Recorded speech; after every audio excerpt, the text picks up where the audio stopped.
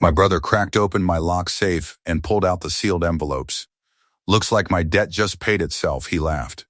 "Dad seed, finally, you helped the useful son." I stepped outside, made one call, and watched 3 black cars pull into the driveway. I heard the safe click open at 2:41 in the afternoon. I was at my desk in the home office, working through field notes on a case out of Allegheny County. The click was specific. The last tumbler on a combination dial has a sound different from the others. A small finality, like a door deciding. I had heard that sound hundreds of times. I knew exactly what it was. I set my pen down. Listened, heard the cabinet drawer scrape open. Then footsteps moving toward the kitchen. I got up and walked to the hallway. Nolan was already through the door, 3 sealed envelopes in his left hand, holding them by the edges the way someone holds something they haven't decided the value of yet. He didn't see me. He turned toward the kitchen and called out, "Dad, come look at this." I stood in the hallway for 4 seconds. Then I went back to my desk, sat down, and picked up my phone. That was 2:41 p.m. The cars arrived at 4:15. To understand why, you need to go back about 18 months, not to the safe. Not even to the day Nolan asked me for $14,000. You need to go back to a Sunday evening in February, when my wife Donna set a piece of paper on the kitchen table and said, "Is this what I think it is?" That question was the beginning of everything. My name is Fletcher Greer. I'm 41 years old.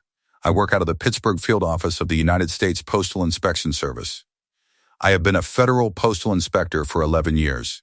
What that means practically is that I investigate crimes that move through the U.S. mail, fraud, identity theft, financial schemes that use the postal system as infrastructure. I build cases. I document evidence. I work timelines that can run 6 months, sometimes 2 years. I learned the job from my grandfather's generation, where federal casework meant patience and paper and the understanding that the truth does not expire.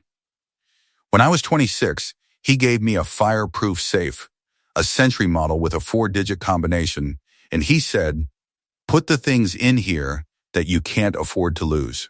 At 2:41 on a Tuesday afternoon, my brother Nolan had just cracked that safe open. They assumed I was the one who absorbed things quietly and moved on. They assumed the safe was where I kept my savings, my bonds, maybe some cash set aside for emergencies. They assumed that when I stopped arguing about the $14,000, I had decided to let it go. They forgot that I build federal cases for a living. They forgot that a postal inspector who opens a personal file keeps the evidence in a place where it can be retrieved at exactly the right moment. They forgot that every document in that safe had a duplicate sitting in a locked evidence drawer at the Pittsburgh field office, time-stamped and logged with the U.S. Attorney's Office 6 weeks before Nolan touched a single envelope. He didn't take the evidence. He handled it. That is a different kind of problem entirely. My father, Hugh, is 68. He retired from Westinghouse after 30 years on the machining floor. He is a man who respects visible effort. He judges a person by whether they show up, whether they move, whether they produce something you can hold. The word he always used for Nolan was drive. Nolan had drive. This meant Nolan had ideas, which Hugh treated as equivalent. It did not matter whether the ideas worked. The ideas themselves were the evidence of character. And Fletcher, who went to work every morning for the federal government and came home on time and paid his bills, did not register on that scale because Fletcher wasn't visibly striving for something bigger. I understood this about my father when I was 19. I stopped needing it to change when I was 31. What I never stopped noticing was how cleanly it explained every decision he made between those 2 years and all the years after. The pattern had a specific shape. Nolan would propose something. Hugh would fund it or enable it or make room for it. The proposal would collapse within a year, sometimes faster. The collapse would go unremarked. Then Nolan would propose the next thing, and the cycle would reset, and Hugh would respond to the new proposal with the same energy as the first one, as if the previous outcome didn't register as data, only as experience. Nolan was always between things, always about to, always regrouping. Hugh called it persistence. From the outside, It looked like a 44-year-old man who had never once been held accountable for what he left behind. The landscaping supply business was 2019. Nolan came to a family dinner in November and explained that he had identified an underserved market in residential landscaping supply, that the internet had changed how people purchased mulch and edging material, that he had a business plan and a vendor relationship, and all he needed was startup capital. Hugh sat at the head of the table and nodded through the whole thing like a man watching his own thinking come to life in another person.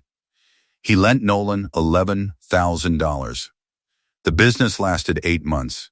The vendor relationship turned out to be a man Nolan had met twice at a home improvement expo. Nolan paid back $400 and stopped discussing it. The truck was 2021. A 2019 Ford F-250, silver extended cab, $26,000. Nolan bought it on a loan he couldn't service, and within 14 months, the payment had become a monthly conversation between Nolan and our parents that ended, each time, with Hugh covering the shortfall. The truck sat in my parents' driveway in Bethel Park every day for 7 months, while Nolan lived in their spare room and referred to himself as regrouping. He was 43. The truck was in the spot I had parked in for 20 years of Sunday dinners. I started parking on the street. Nobody mentioned it. Not once. The $14,000 was June 2022. Nolan called me on a Thursday evening and said he had a cash flow issue and could I help him out. He did not say what the cash flow issue was. I asked. He said he owed a supplier. I asked which supplier. He said it was complicated. I asked how long he needed. He said he wasn't sure.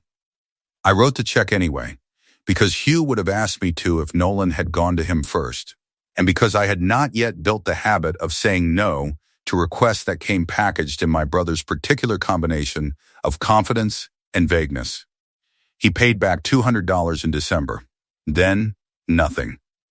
I almost asked him about the rest of it in March of 2023 at a birthday dinner at my parents' house. I had the opening ready, something low-key, just a timeline question. Then Hugh slid a beer across the counter to Nolan, mid-conversation, not interrupting, not making a gesture of it, just sliding it over without breaking eye contact with whoever was talking. The conversation continued. The beer arrived. It was the specific gesture of a man who had already decided who in the room was worth accommodating. And the decision had been made so long ago it no longer required any thought at all. I drank my own beer and didn't ask. The Sunday evening in February, Donna was going through invoices at the kitchen table. She's an accountant at a regional firm, Allegheny Business Services, and she brings work home on Sundays the way I bring field notes. We have been doing this at the same table for 9 years. She has a system. Stack left is incoming, stack right is processed, and anything that looks wrong goes in the middle. That evening, she put one sheet in the middle and then looked at it for a moment and pushed it toward me. It was an invoice from a business called Northeast Garden Wholesale, LLC. The billing address was a P.O. box in Pittsburgh, Box 441. The physical address listed below it was a street address in Bethel Park. I recognized the zip code before I recognized the street. Then I recognized the street. It was my parents' house. I looked at the invoice. I looked at Donna. She said, "Is this what I think it is?" I said I needed to make a few calls. I will not walk through all 18 months of the investigation here, because federal casework is not dramatic in the way people imagine it. It is documentation. It is pulling records, requesting mail covers, cross-referencing transaction logs, building a timeline that a U.S. attorney can take into a courtroom without a single gap in the chain. I want to tell you what the early weeks look like, because this is the part that people misunderstand about what I do. In the first month, I made no moves on the case at all. I disclosed the potential conflict to my supervisor, Yvette Caro, and asked her how to proceed. The correct answer was, a separate reviewing inspector builds the preliminary file. I review it for accuracy since I know the subject, and if the preliminary file supports continued investigation, the case moves to Osei's office. That is what happened. The second thing I did was nothing. I went to Christmas dinner at my parents' house in December, and I sat at the table and I ate. Nolan was there, talking about a new opportunity in the commercial cleaning supply space. Hugh was nodding. Miriam was passing the green beans. I ate the green beans. I drove home. I told Donna it was fine. She held my hand across the center console and didn't say anything, which is the correct response when there is nothing to say. The third thing I did, which took most of the 18 months, was build the case correctly. Mail covers on box 441. Subpoena of the business account records at the regional bank. Transaction by transaction review of the $67,000 in orders processed through the Northeast Garden wholesale catalog. Identification of 34 individual victims, people who had paid for mulch, edging, planters, garden fencing, and received nothing or received partial orders worth a fraction of what they paid. Some of them had already filed complaints with the Better Business Bureau. None of them had thought to file with us. That is how most mail fraud operates. The individual loss is small enough that no single victim pursues it, and the scheme continues because no one entity has the complete picture. I had the complete picture. I had it in 3 labeled envelopes in my grandfather's safe and in a locked drawer at the field office, and I had submitted it to Patrick Osai's office 5 weeks before my brother dialed the combination on a Tuesday afternoon. What I found out about Hugh and the P.O. box, I told you. It mattered, and the decision I made about it was deliberate. The disclosure was straightforward. I went to Osai and laid it out. Hugh Greer, 68, retired. No criminal history, no financial benefit from the scheme, no knowledge of the fraudulent nature of the transactions. He signed paperwork Nolan handed him. He received mail he thought was business inventory. Osai reviewed the disclosure and made his determination. Witness, not subject. I did not tell Hugh. I have explained why. The case was not ready, and Hugh would not have been able to hold it. 30 years of protecting Nolan had built a reflex in him that he would not have been able to override in 48 hours. He would have told Nolan, and the case would have collapsed into a family argument, which is a much harder thing to prosecute than mail fraud. Here is what was in those envelopes. Northeast Garden Wholesale, LLC was a business entity Nolan had registered in 2020, 6 months after the landscaping supply venture failed. It existed on paper. It had a registered agent, a business checking account at a regional bank, and a P.O. box registered to box 441, listed under a fictitious business name with a contact address that matched my parents' house on Clearfield Drive in Bethel Park.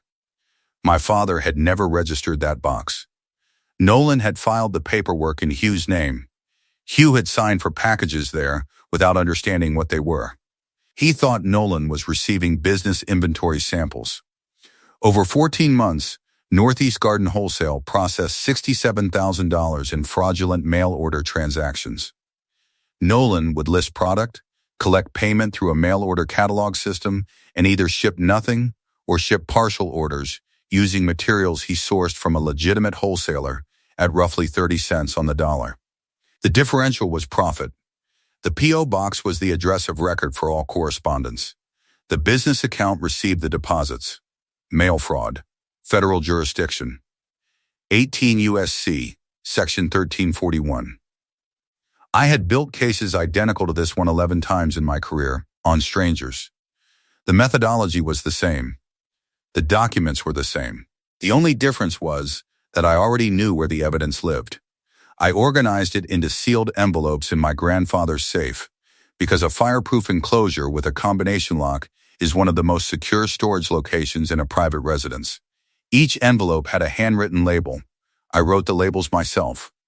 They look like filing system notation if you didn't know what you were reading. If you did know, they told you exactly what was inside. My supervising inspector, Yvette Caro, had reviewed the file for 6 weeks. The assistant U.S. attorney assigned to the case, Patrick Osai, had received the complete submission 5 weeks before that Tuesday afternoon. The case was, in the technical sense, ready to move. We had been waiting on a secondary document request from the bank. The response was expected the following week. That was the schedule, before Nolan cracked the safe. I need to tell you what I knew about Hugh and the P.O. box. because it mattered, and because I made a decision about it that I want to explain. When the investigation turned up my father's signature on the box registration paperwork, I went to Osei and told him. Osei asked me two questions. Did Hugh have knowledge of the fraudulent nature of the transactions? And did Hugh receive any financial benefit from them? The answer to both was no. Hugh had signed because Nolan had handed him papers and said it was business registration.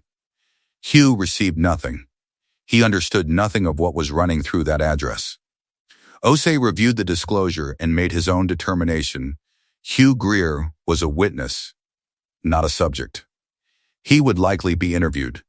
His signature would be part of the record. He would not be charged. I did not tell Hugh any of this.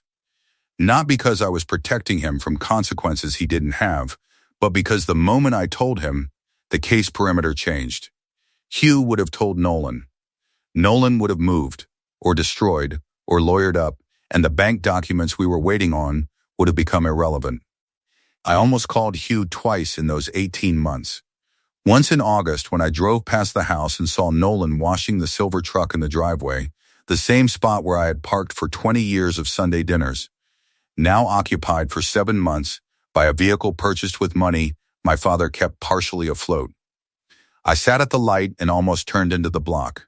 Then I kept driving. The second time was in December, at Christmas. Hugh said over dinner that he was proud of Nolan for keeping at it, for not giving up on his entrepreneurial instincts. Nolan said nothing, just ate. Donna looked at her plate. I almost said something then too. Not about the case. Just something honest. Something like, Dad, this is what keeping at it looks like from outside this family. But I had a case in motion and a grand jury timeline and 18 months of documentation that I was not going to compromise for the satisfaction of one sentence at a Christmas table. I let it go. What I had not fully understood, until the sentencing phase 8 months later, was the extent to which Hugh's signature on that P.O. box registration had cost him something beyond the legal question. The U.S. Attorney's Office interviewed him twice as part of the case preparation. He sat across from 2 federal attorneys and explained twice how he had signed documents his son gave him without asking what they were. He was not charged with anything. He was cooperative. He answered every question. But he was also, in those 2 interviews, confronted with the specific shape of what his trust in Nolan had looked like from the outside. He had never had to see it from the outside before. I found out about the second interview from Osei's office as a courtesy notification. I did not call Hugh afterward. I thought about it. I decided it was not my place to manage what he was processing. He had the information now. What he did with it was his. The thing about building a case is that you develop a clinical relationship with timing. Everything happens when it is ready to happen and not before. Premature confrontation is how cases collapse. I had watched it happen to other investigators. The moment they let the personal overtake the procedural, the evidence becomes secondary to the argument, and arguments are losable in ways that documented evidence is not. I was not going to lose this.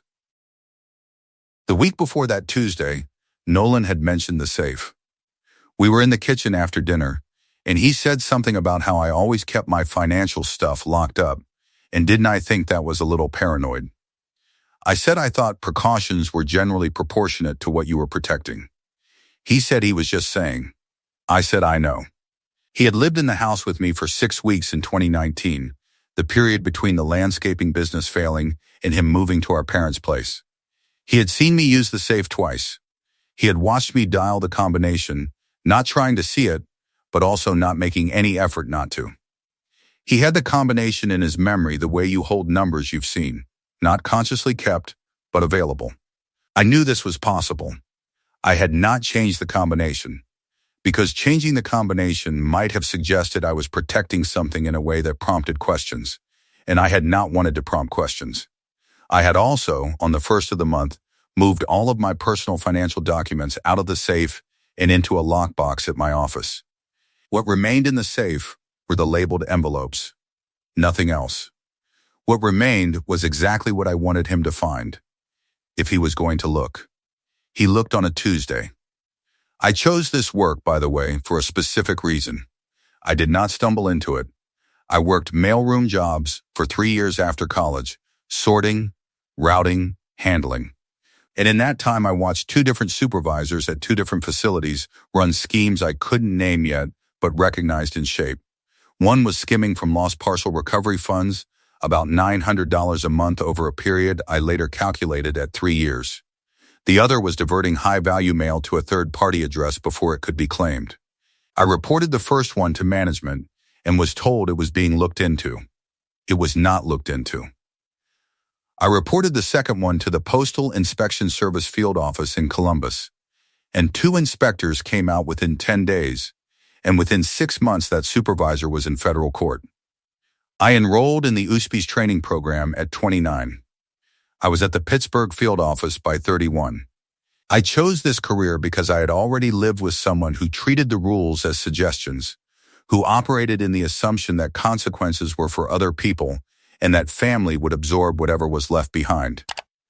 I wanted to be the person who explained the consequences, not loudly, not dramatically, just precisely, with documentation, in a context where the explanation could not be walked back or reframed as a misunderstanding.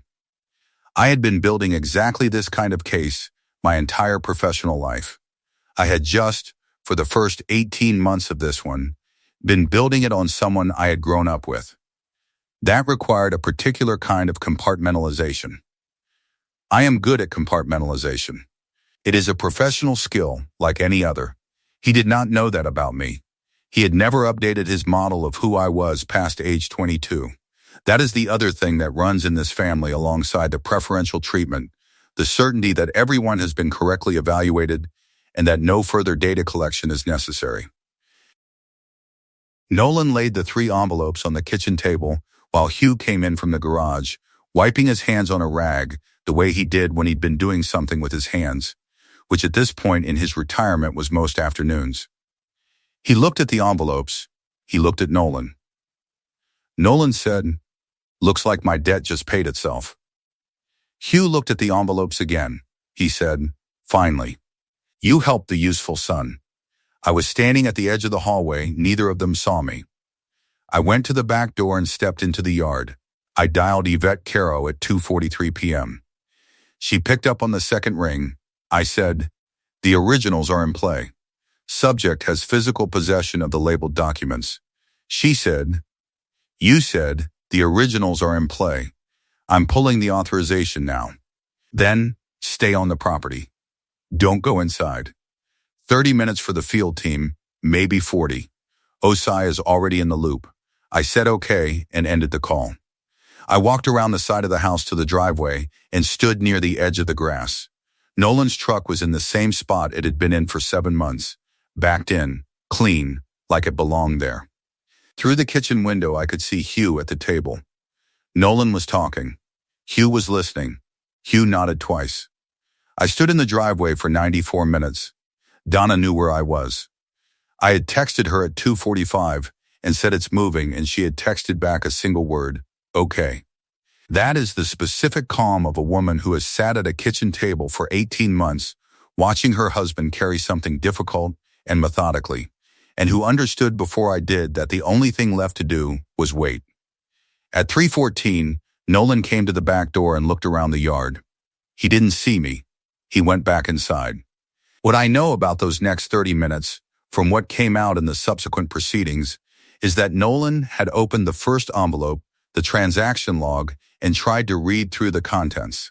The contents were organized chronologically: date, amount, P.O. box reference, transaction identifier.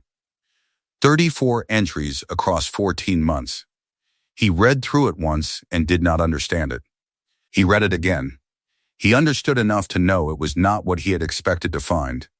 He tried the second envelope, which contained copies of the fraudulent invoices, and he understood those better because he had written the originals. That was approximately 3:22 p.m. He understood what he was looking at by 3:30 at the latest. He sat at the kitchen table with Hugh for 11 minutes after that, with the documents in front of him. Hugh asked what they were. According to later statements, Nolan said they were paperwork from an old business.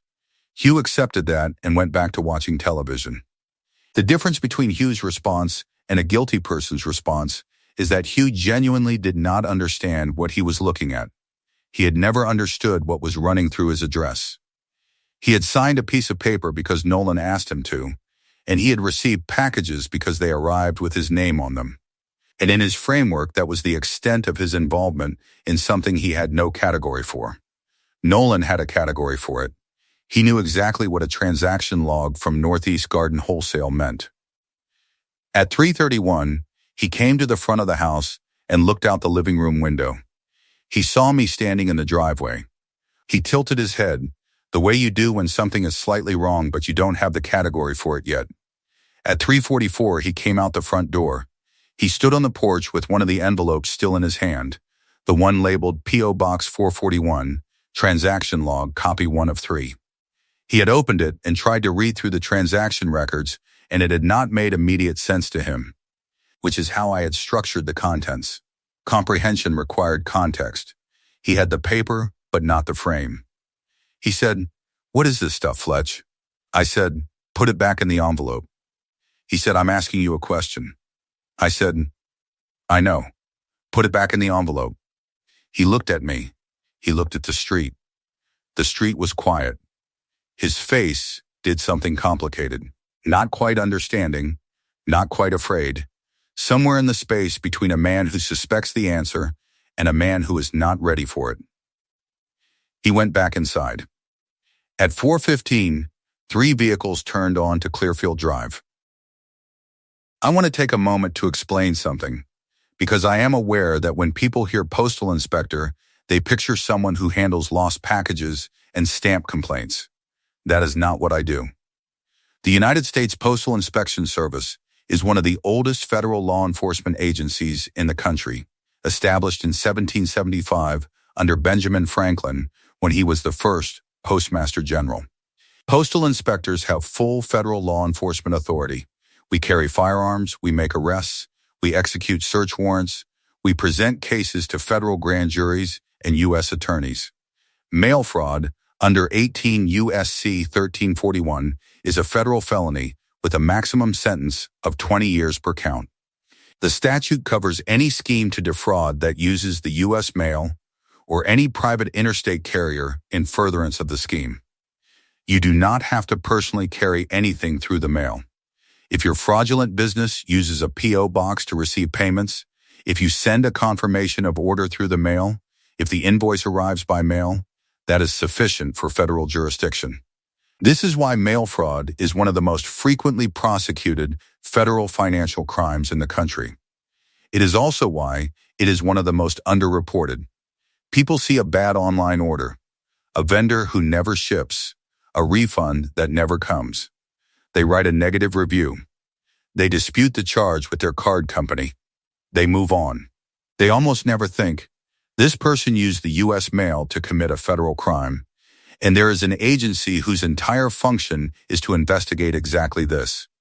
I know this because I am that agency, and because I have closed 47 cases exactly like this one in 11 years at the Pittsburgh field office. The cases range from a $300 coin collector scam run out of a rural P.O. box to a $4 million investment fraud operation that used a mail order prospectus to solicit funds from retirees in 6 states. The scale changes. The mechanism is always the same. Someone uses the trust of the postal system, the legal weight of a mailed invoice, the apparent legitimacy of a business with a registered address, to extract money from people who have no reason to doubt what they are receiving through the mail. My brother ran a $67,000 version of this scheme through my parents' address for 14 months. He did it because he believed, as he had always believed, that the rules that applied to other people didn't apply to him in quite the same way, and that if things went wrong, the family would absorb it. He was right that the family would absorb it. He was wrong about which direction. I build these cases. I understand precisely what they require. I understand what makes a case strong and what makes it collapse. I understand the difference between a circumstantial pattern and a documented chain. They thought I would send a text about the $14,000 eventually, when the frustration got too large to hold. They thought I would raise my voice at a dinner table and be talked down by my father and leave feeling like the difficult one. They thought, when I didn't argue about the money, that I had made peace with it. They thought the safe was private savings I hadn't told anyone about. They forgot what I do. They forgot that the same skill set I use to document a stranger's financial crime works identically on a familiar one. They forgot that patience is not passivity. They forgot that the first thing a postal inspector learns is that the evidence determines the outcome, not the argument, and that the best place for evidence is somewhere controlled, accessible, and duplicated. They forgot that I had a second set of every document in that safe sitting in a locked drawer at the field office, logged with a U.S. attorney 6 weeks before Nolan touched the first envelope. Nolan's self-justification, which I heard during discovery through the pre-sentencing report, was approximately what I expected. He owed suppliers. He had an existing business structure that could process the transactions. He intended to pay people back once the business found its footing. He had told himself a version of this story in which he was a businessman managing cash flow across multiple obligations, not a man running a mail fraud scheme on strangers. In his version, Fletcher had a steady government salary and a federal pension coming, and $14,000 was an inconvenience, not a crime. He had, in other words, applied the same logic to me that he applied to the 34 victims of Northeast Garden Wholesale. The assumption that someone else would absorb the shortfall. The assumption that consequences were always negotiable. The assumption that the family, in whichever form it took, would catch whatever fell. He didn't take the case. He stepped into it. The 3 vehicles parked along the curb. 1 field car from the USP's Pittsburgh office, 1 car from Alza Ose's office, and a Bethel Park police unit as a courtesy notification. Standard protocol when a federal action occurs at a residential address. 6 people got out. Nolan opened the front door as they came up the walk. He was halfway through a sentence to Hugh when he stopped. He was holding the envelope. He looked at the cars. He looked at the agents approaching the porch. He looked at me standing at the edge of the driveway. 7 seconds. That is how long it took. I counted them. In 7 seconds, Nolan went from a man who had just settled a debt to a man who understood for the first time that he had walked into something that had been waiting for him. He said, "Fletch." He did not finish the sentence. Agent Maureen Sloan from the Pittsburgh field office introduced herself and informed him that he was being detained pending arrest on a federal warrant. From the kitchen doorway, Hugh said, "He's always been the dramatic one." He said it to no one in particular. To the room. To the house. The way you say something when the script you are running requires a line, and that is the only line that fits, and you say it even when the room has already moved past the place where it lands. I did not go inside. I stayed at the edge of the driveway while Agent Sloan's team moved through the procedure. Nolan was cooperative in the way that people are cooperative when they understand it is too late to be anything else. He asked once if he could call someone. He was told he could do that at the processing center. The envelope, the one labeled P.O. Box 441, transaction log, copy 1 of 3, and was placed in an evidence sleeve by a second agent and logged on the spot. Nolan watched them do it. He did not say anything. Hugh came to the door once while they were still there. He looked at me across the yard, and I looked at him. He had a specific expression I had not seen before on his face, which was the expression of a man whose framework for his own family has just been replaced with something he does not yet have the words for. He stood there for a moment. Then, he went back inside. Nolan was transported at 4:37 p.m. He was booked at the Federal Processing Center downtown by 6:00. Bail was set at $25,000 at the arraignment the following week. Hugh posted it. I drove home. Donna was at the kitchen table. She looked up when I came in. I sat down across from her. She put her hand on mine, and we sat there for a while without saying much. In the way that people do when something large has resolved, and the quiet that comes after it is its own kind of answer. Miriam, my mother, was in Erie that day. She was at her sister Patricia's house and she found out about the arrest by phone from Hugh at 6:45 that evening. She did not call me that night. She did not call me the following week. She called me 3 weeks after the arrest on a Thursday morning and said, "I'm not taking sides." I said, "Okay." She said, "You're both my sons." I said I understood. She said she hoped we could work this out as a family. I did not say anything to that. There was nothing to say that wasn't going to make the conversation worse for her, and I had nothing left to prove to anyone in that phone call. I said I had to get back to work, and I hung up. This is the version of my mother that I have understood for a long time. She is not a cruel person. She loves her sons in the way that people love things they do not want to examine too closely, and when examination becomes unavoidable, she finds a neutral position and holds it. I do not blame her for this in the way I once might have. I understand where it comes from.